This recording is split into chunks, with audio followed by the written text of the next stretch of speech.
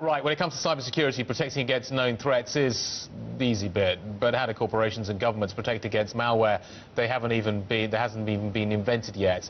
AI, artificial intelligence, may have the answer. Our Middle East editor, Elliot Godkin, joins us now live from the CyberTech conference. It's in Tel Aviv. Elliot, over to you.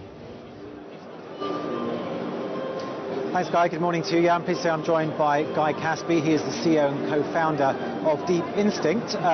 Guy, great to have you with us. Now, you say that you are the first cybersecurity company, or the first company to apply artificial intelligence to cybersecurity. What does that mean in practice? Yeah, that's correct. Thank you.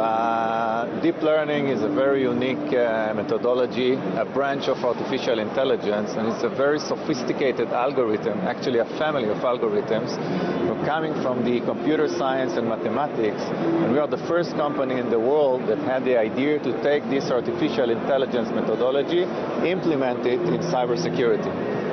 You launched in November of last year. Yeah. How much traction are you having on the corporates or government agencies whose doors you've been knocking on? We have excellent tractions in the banking, financial and government in the US and of course in Israel. We're just 4 months from the launch, and we are almost cannot address all the requests we have. Give me a sense of just how successful you say your product is against kind of the best of the rest. In independent tests in the biggest laboratory in the US and Europe and UK, in most of the cases we are around 99% detection and prevention rate. Most of the companies in the world are dealing only with the detection part of the cybersecurity, so they can tell you that something is bad, but they cannot prevent it. We are doing both, and we are doing this in a very high percentage, more or less 20–30% more than others. So you say 99% successful, which I suppose is great, but I suppose the Israeli response would be, what about the other 1%? So the 1% will keep it to the future. It's very hard to bring 100% in security. And I think that if you're comparing us to the others, the result today in the market of antiviruses, of IPS, IDS systems are between the benchmark 30% to 70%, which is quite bad. We are doing almost 100%.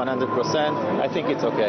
You're doing almost 100%. I mean, there's dozens of Israeli cybersecurity startups there. They're some of the biggest in the world, like Checkpoint, CyberTech here as well. If you're doing 99% and they're all doing 20 to 30% less good or worse than you, presumably they might as well. Are they all toast? Should they just pack up their bags and go home? It's a fascinating question and also very interesting. I assume that in 3 years from now, we will see different players in the market. The big one will go and will create themselves new technologies, innovation, or they will acquire some other companies.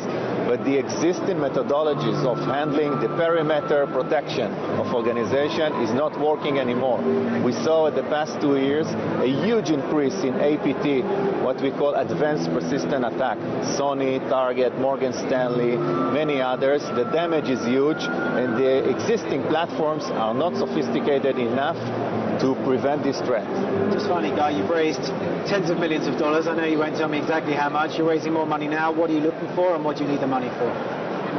I assume we are going to reach around $50 million in the next 1–2 rounds, which are very soon next month. We are looking to build a big company, a billion-dollar company.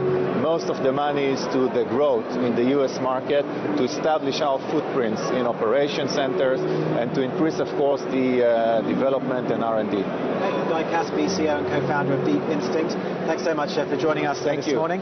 Guy, you have it there, artificial intelligence, at least according to Deep Instinct. That's the way forward for cybersecurity. Plenty more from me this morning, but for now, back to you.